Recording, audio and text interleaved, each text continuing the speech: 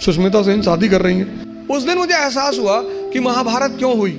आज आप गेरुआ पहन लो, आज आपके जीवन की सारी चुनौती खत्म। मुझसे लोग पूछते हैं उत्साह कहां से आता है? शक्ति से। इसीलिए तो बुजुर्ग लोग शादी कर रहे हैं। जीवन मतलब युद्ध। उन्होंने मुझे कभी निराश नहीं किया। और दुनिया में राइज करने का सबसे अच्छा साधन है बेइज्जती।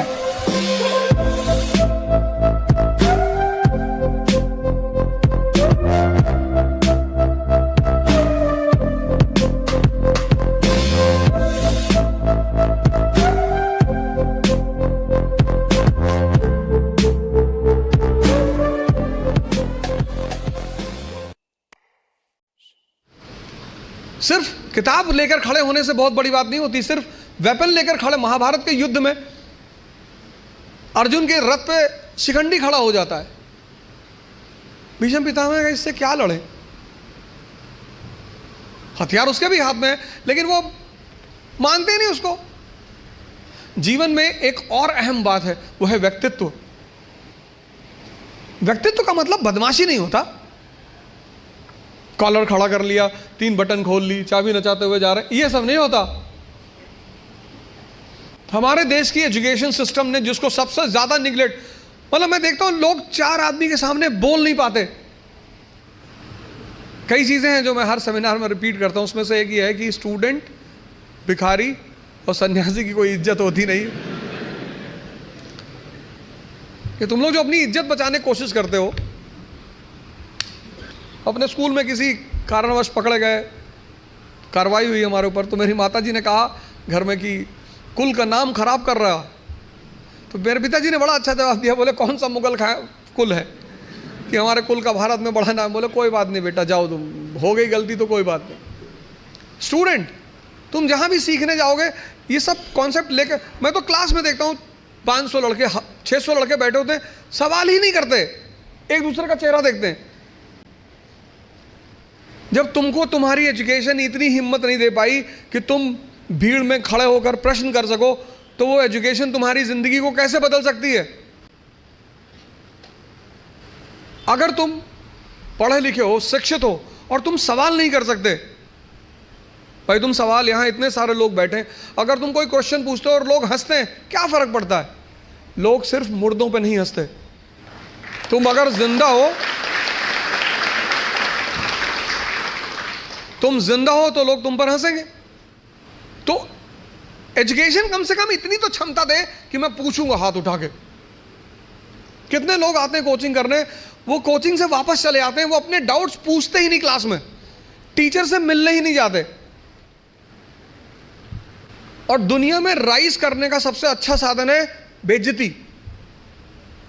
जो तुम मोटिवेशन ढूंढते हो ना, वो इसीलिए ढूंढते हो क्योंकि तुम्हारी बेइज्जती नहीं होती।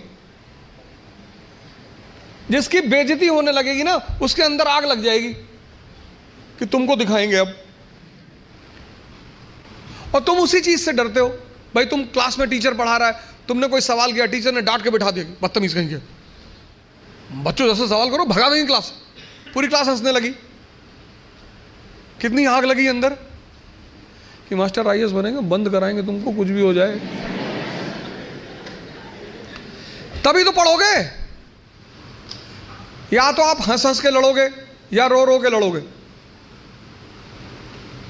जीवन मतलब युद्ध। 2 लोगों के जीवन में कोई लड़ाई नहीं है। एक चपरासी के जीवन में, चपरासी, कुछ लोग मुझसे कहते हैं मुझे चैलेंजेस नहीं चाहिए लाइफ में। बहुत अच्छा, चपरासी बन जाओ। चपरासी का काम क्या है? साहब के ऑफिस के बाहर बैठा हुआ है, जो भी मिलने आया मीटिंग करा दी, वरना बैठे हुए, क्या फर्क पड़ता है? और वो भी चपरासी अगर ब्यूरोक्रेसी का है, जुडिशरी का है।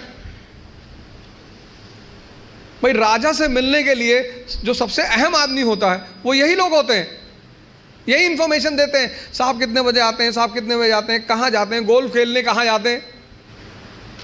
और या फिर जो लोग हरिद्वार चले गए, जिन्होंने कहा भैया हमें नहीं बनना आईएएस, हमें प्रधानमंत्री नहीं बनना, हमें कुछ बनना ही नहीं। आज आप गेरुआ पहन लो, आज आपके जीवन की सारी चुनौती खत्म, क्योंकि आपने मान लिया कि आप इस जीवन की लड़ाई में शामिल नहीं हो। लेकिन जीवन का मजा भी तो यही है और करना क्या है? भारत आज एक दुनिया का ऐसा देश है जिसके पास सबसे ज्यादा युवा हैं, और भारत आज दुनिया का एक ऐसा देश है जिसके युवा सबसे ज्यादा डिप्रेशन में है। इसीलिए तो बुजुर्ग लोग शादी कर रहे हैं।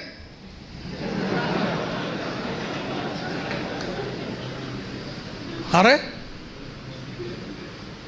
नहीं, मैं नाम क्यों लूं किसी आदमी का, पर अखबार तो सारे लोग पढ़ते हैं ना। डिप्रेस आदमी से कौन शादी करेगा? और जीवन की लड़ाई में दो ताकतें बहुत काम आएंगी, एक मन की और एक शरीर की। तुम जब भी ऊपर उठोगे तो ये ग्रेविटी तुम्हें नीचे खींचेगी ना, ऐसे समाज की ग्रेविटी है। हम जब आईएएस की तैयारी करने गए तो हमारे गांव में हर आदमी, मतलब एक साहब तो हंसना शुरू किया उन्होंने, और हंसते हंसते गिर गए वो। उन्होंने हमसे पूछा दिल्ली क्यों जा रहे हो?